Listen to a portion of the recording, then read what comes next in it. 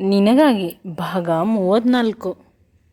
ಸೂರ್ಯ ಮನಸ್ಸಿನಲ್ಲಿ ಅಂದುಕೊಳ್ಳುತ್ತಾನೆ, ಇರುವ ಸ್ವಲ್ಪ ದಿನವಾದರೂ ಅವಳನ್ನು ಚೆನ್ನಾಗಿ ನೋಡಿಕೊಳ್ಳಬೇಕು. ಇನ್ನು ನಾನು ಬೇಕು ಅಂದರೂ ಕೂಡ ಸಿಗುವುದಿಲ್ಲ.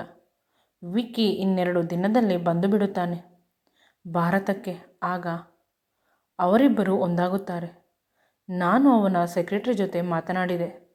ವಿಕ್ಕಿಯ ಕೆಲಸ ವಿದೇಶದಲ್ಲಿ ಮುಗಿಯುತ್ತಂತೆ. ಅವನು ಇಲ್ಲಿ ಬಂದ ಮೇಲೆ ಅವಳು ನನ್ನ ಜೊತೆ ಇರುವುದು ಕನಸು. ಅವಳಿಗೆ ಸ್ವಲ್ಪ ಕೂಡ ನೋವು ಮಾಡಬಾರದು ಅಂತ ಯೋಚಿಸುತ್ತಿದ್ದ.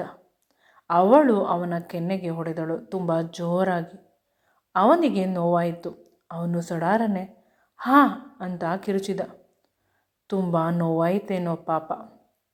ಅವಳು ಏಕೆ ಕೆನ್ನೆಗೆ ಹೊಡೆದಳು ಅಂತ ಅವಳ ಕಡೆ ನೋಡಿದ. ಆಗ ಅವಳು ಮುಖವನ್ನು ತುಂಬ ಅಮಾಯಕವಾಗಿ ಇಟ್ಟುಕೊಂಡಿದ್ದಳು. ಸೊಳ್ಳೆಯಿತ್ತು ನಿಮ್ಮ ಕೆನ್ನೆ ಮೇಲೆ. 2. ಅದು ನಿಮ್ಮ ರಕ್ತವನ್ನು ಕುಡಿಯುತ್ತಿತ್ತು.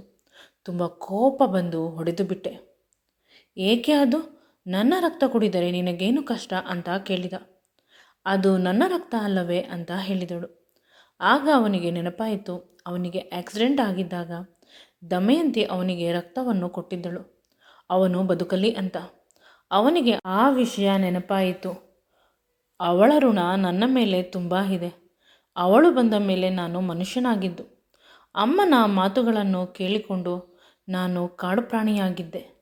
ಇವಳು ಬಂದ ಮೇಲೆ ಸರಿದಾರಿಗೆ ಬಂದಿದ್ದು. ಆದರೆ ಇವಳೇ ಈಗ ನನ್ನನ್ನು ಬಿಟ್ಟು ಹೊರಟು ಹೋಗುತ್ತಿದ್ದಾಳೆ. ಮುಂದೆ ನನ್ನ ಗತಿ ಏನು?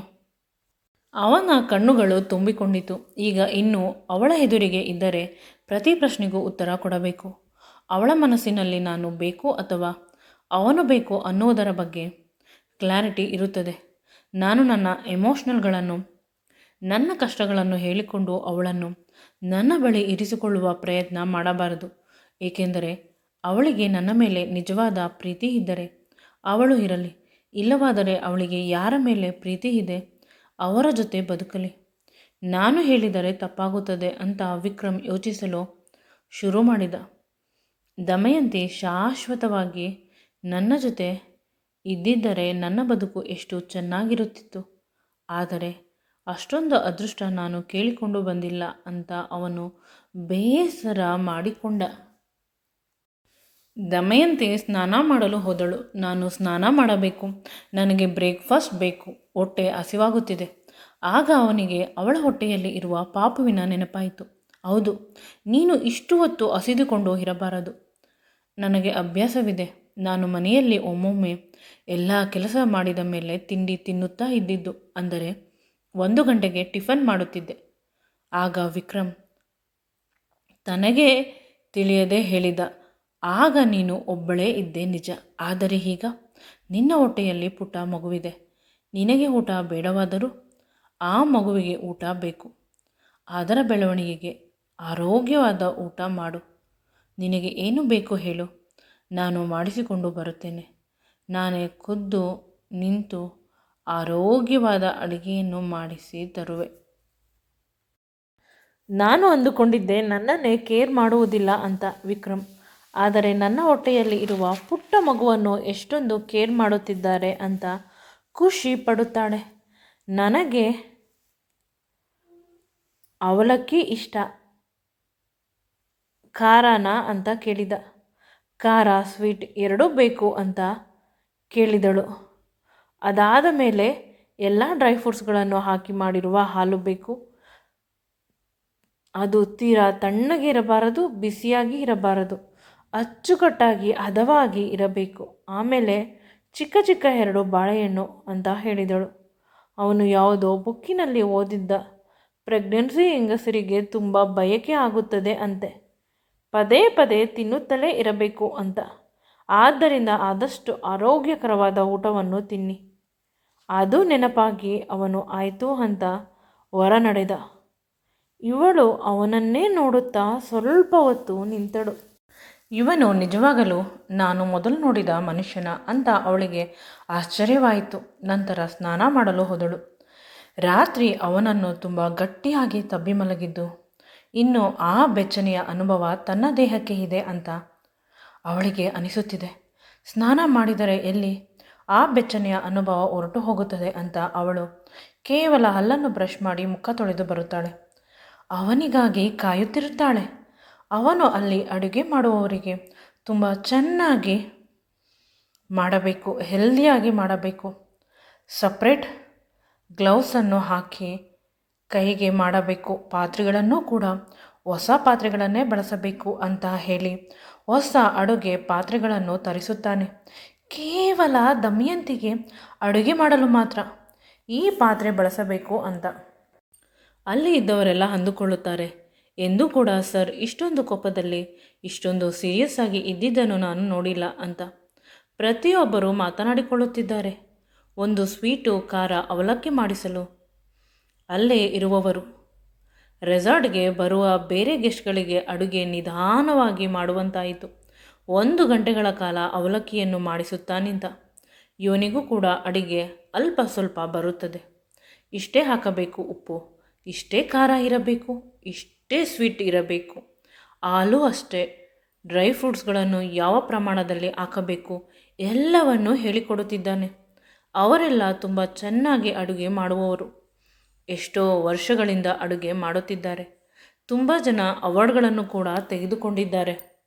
ವಿಕ್ರಮ್ ಈ ರೀತಿ ಮಾಡುತ್ತಿರುವುದು ಕೆಲವರಿಗೆ ನಗು ಬಂದರೆ ಇನ್ನೂ ಕೆಲವರಿಗೆ ಕೋಪ ಬರುತ್ತದೆ.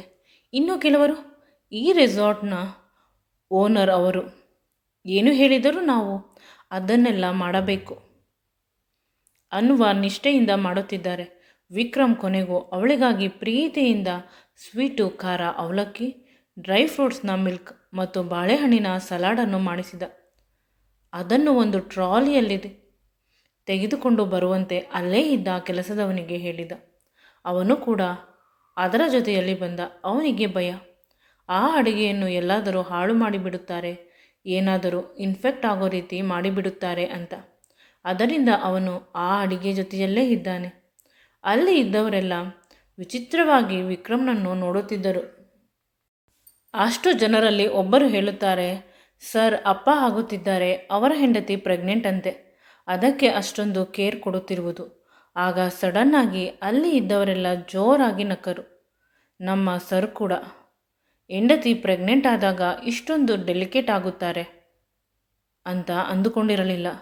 ಹುಲಿಯಂತ ಇದ್ದ ಈಗ ಇಲಿಯಂತೆ ಆಗಿಬಿಟ್ಟಿದ್ದಾನೆ. ಹೆಂಡತಿಗೆ ಒಂದು ಚಿಕ್ಕ ಟಿಫನ್ ಮಾಡಿಕೊಂಡು ಹೋಗಲು ಅಷ್ಟೊಂದು ಪರದಾಡಿದರು. ಇನ್ನು ಮನೆಯಲ್ಲಿ ಹೆಂಡತಿ ಇನ್ನೇನಾದರೂ ಕೇಳಿದರೆ ಅವರು ಇನ್ನೆಷ್ಟು ಪರದಾಡುವುದಿಲ್ಲ.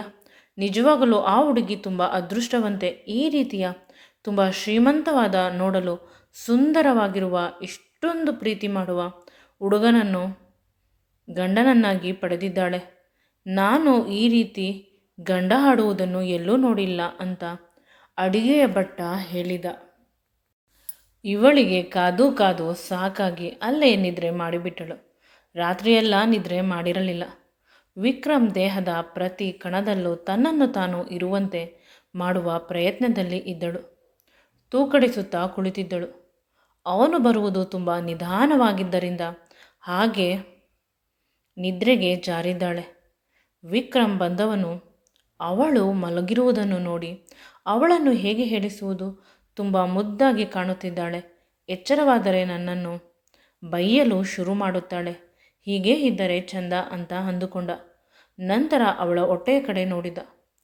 ಅವಳಿಗೆ ಹೊಟ್ಟೆಯ ಹಸಿವು ಇಲ್ಲವಾದರೂ ಅವಳ ಮಗುವಿಗೆ ಹೊಟ್ಟೆ ಹಸಿವು ಇರುತ್ತದೆ. ಅಲ್ಲ, ನಮ್ಮ ಮಗುವಿಗೆ ಹೊಟ್ಟೆ ಹಸಿವು ಇರುತ್ತದೆ. ಅದಕ್ಕಾಗಿ ಅವಳು ಊಟ ಮಾಡಲೇಬೇಕು ಅಂತ ಅಂದುಕೊಂಡ.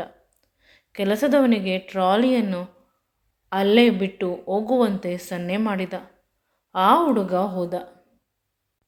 ನಿಧಾನವಾಗಿ ಅವನು ಅವಳ ಹೊಟ್ಟೆಯನ್ನು ಮುಟ್ಟಿದ. ಆಗ ಅವಳಿಗೆ ಎಚ್ಚರವಾಗಿ ಅವಳ ಹೊಟ್ಟೆಯ ಮೇಲೆ ಇರುವ ಅವನ ಕೈಯನ್ನು ಮುಟ್ಟಿದಳು. ನೀವು ಯಾವಾಗ ಬಂದಿರಿ? ನನಗೆ ತಿಳಿದೇ ಇಲ್ಲ. ರಾತ್ರಿ ಸರಿಯಾಗಿ ನಿದ್ರೆ ಬಂದಿಲ್ಲ, ಅದಕ್ಕೆ ಅಂತ ಕಣ್ಣನ್ನು ಉಜ್ಜಿಕೊಳ್ಳುತ್ತಾಳೆ. ಸಡನ್ನಾಗಿ ಅವನು ಅವಳು ಹಾಕಿರುವ ಬಟ್ಟೆಯನ್ನು ನೋಡಿ, ನೀನು ಇನ್ನೂ ಸ್ನಾನ ಮಾಡಿಲ್ಲವೇ? ನಾನು ಹೋಗಿ ತುಂಬ ಸಮಯವಾಯಿತು.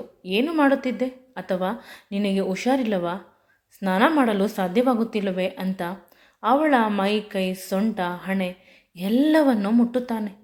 ಕೊನೆಗೆ ಡಾಕ್ಟರ್ಗೆ ಕಾಲ್ ಮಾಡಿರ್ತಿರುತ್ತಾನೆ. ಅವಳು ಯಾರಿಗೆ ಕಾಲ್ ಮಾಡುತ್ತಿದ್ದೀರಾ ಅಂತ ಕೇಳಿದಾಗ ಡಾಕ್ಟರ್ಗೆ, ನಿನಗೆ ಹುಷಾರಿಲ್ಲ, ಅದಕ್ಕೆ ನೀನು ಸ್ನಾನ ಮಾಡಿಲ್ಲ ಅಲ್ಲವೇ? ಯಾವಾಗಲೂ ನೀನು ಸ್ನಾನ ಮಾಡದೇ ಇರುವುದಿಲ್ಲ. ಬೆಳಿಗ್ಗೆ ಎದ್ದ ತಕ್ಷಣ ಸ್ನಾನ ಮಾಡುತ್ತೀಯ. ಇಷ್ಟೊತ್ತಾದರೂ ಇದೇ ರೀತಿ ಕುಳಿತಿದ್ದೀಯಾ? ಅಂದರೆ ನಿನ್ನ ಆರೋಗ್ಯದಲ್ಲಿ ಏರುಪೇರು ಇರಬೇಕು ಅಲ್ಲವೇ? ಅವನು ತುಂಬ ಚಡಪಡಿಸುತ್ತಿರುತ್ತಾನೆ. ಡಾಕ್ಟರ್ಗೆ ಕಾಲ್ ಕನೆಕ್ಟ್ ಆಗುತ್ತಿಲ್ಲ. ಪುನಃ ಬೇರೆ ಡಾಕ್ಟರ್ಗೆ ಕಾಲ್ ಮಾಡಲು ನಂಬರನ್ನು ಸರ್ಚ್ ಮಾಡುತ್ತಿರುತ್ತಾನೆ. ಇದು ಅತಿಯಾಯಿತು ಅಂತ ಅಂದುಕೊಂಡು ಅವಳು ಅವನ ಫೋನನ್ನು ಕಿತ್ತುಕೊಳ್ಳುತ್ತಾಳೆ. ನಿಮಗೆ ನೀವು ಅನಿಸುತ್ತಿಲ್ಲವೇ ನೀವು ಜಾಸ್ತಿ ಆಡುತ್ತಿದ್ದೀರಾ ಅಂತ? ಈಗ ಚಳಿಯಲ್ಲಿ ಸ್ನಾನ ಮಾಡಲು ನನ್ನ ಕೈಯಲ್ಲಿ ಆಗುವುದಿಲ್ಲ. ನೀರು ತುಂಬ ಬಿಸಿ ಇರುತ್ತದೆ ರೂಮಲ್ಲಿ. ಈ ಸಮಯದಲ್ಲಿ ತುಂಬ ಬಿಸಿಯ ಅನುಭವ ಆಗುವ ಕನೆಕ್ಷನ್ ಇದೆ. ನೀನು ಒಂದು ಬಾರಿ ರೂಮಿಗೆ ಹೋಗಿ ನೋಡುವುದಿಲ್ಲ. ಅವನ ಮಾತು ನಿಜ ಕೂಡ. ಅವನ ರೂಮ್ ಮತ್ತು ಬಾತ್ರೂಮ್ ಎರಡೂ ಕೂಡ ಬೆಚ್ಚಗೆ ಇದೆ. ಆದರೆ ಇವಳಿಗೆ ಒಂದು ನೆಪ ಹೇಳಬೇಕಿತ್ತು. ಅದರಲ್ಲೂ ಕೂಡ ಸಿಕ್ಕಿ ಹಾಕಿಕೊಂಡಳು. ನನಗೆ ತುಂಬ ಹೊಟ್ಟೆ ಹಸಿವಾಗುತ್ತಿದೆ, ಟಿಫನ್ ಬೇಕು ಅಂತ ಕೇಳುತ್ತಾಳೆ. ಆಗ ಅವನು ತಾನು ತಂದಿರುವ ಟಿಫನ್ಗಳನ್ನು ಪ್ಲೇಟ್ಗೆ ಹಾಕುತ್ತಾನೆ. ಆಗ ಅವಳ ಕೈಗೆ ಕೊಡುವುದರಲ್ಲಿ ಇರುತ್ತಾನೆ. ನಂತರ ಅವನ ಮನಸ್ಸಿಗೆ ಏನೋ ಅನಿಸುತ್ತದೆ. ಅವನೇ ಅವಳಿಗೆ ತಿನ್ನಿಸಲು ಸ್ಪೂನ್ನಲ್ಲಿ ಅವಲಕ್ಕಿಯನ್ನು ತೆಗೆದುಕೊಳ್ಳುತ್ತಾನೆ. ಅವಳ ಬಾಯಿ ಹತ್ತಿರ ಹಿಡಿದಾಗ ಅವಳು ಖುಷಿಯಿಂದ ತಿನ್ನುತ್ತಾಳೆ. ಪ್ರತಿ ಬಾರಿ ತುಂಬ ಆನಂದದಿಂದ ಅವನು ತಿನ್ನಿಸುತ್ತಿರುವ ತಿಂಡಿಯನ್ನು ತಿನ್ನುತ್ತಾಳೆ. ಸ್ವೀಟ್, ಖಾರ, ಅವಲಕ್ಕಿ ಎರಡೂ ಅದ್ಭುತವಾಗಿ ಇತ್ತು. ಇಷ್ಟು ಜೀವನದಲ್ಲಿ ಅವಳು ಎಂದೂ ಕೂಡ ಇಷ್ಟೊಂದು ಚೆನ್ನಾಗಿರುವ ಅವಲಕ್ಕಿಯನ್ನು ತಿಂದಿಲ್ಲ. ಎಲ್ಲಕ್ಕಿಂತ ಹೆಚ್ಚಾಗಿ ಅವನು ತನ್ನ ಕೈಯಾರ ತಿನ್ನಿಸುತ್ತಾ ಇರುವುದರಿಂದ ಅದರ ರುಚಿ ದುಪ್ಪಟ್ಟಾಗಿದೆ. ಇಷ್ಟೊಂದು ಪ್ರೀತಿ ಮಾಡುವ ಗಂಡ ನನ್ನ ಬದುಕಿನಲ್ಲಿ ಬರುತ್ತಾನೆ ಅಂತ ಅಂದುಕೊಂಡಿರಲಿಲ್ಲ. ಚಿಕ್ಕಂದಿನಲ್ಲೇ ಬರೆ ಅವಮಾನ, ಅಸಹ್ಯಗಳನ್ನು ಅನುಭವಿಸುತ್ತಾ ಬೆಳೆದವಳಿಗೆ ಈ ಪ್ರೀತಿಯ ರಾಶಿಯನ್ನು ಅರಗಿಸಿಕೊಳ್ಳಲು ಸಾಧ್ಯವಾಗುತ್ತಿಲ್ಲ. ಅವನು ತುಂಬ ತೃಪ್ತಿಯಿಂದ ಅವಳಿಗೆ ತಿನ್ನಿಸುತ್ತಿರುತ್ತಾನೆ.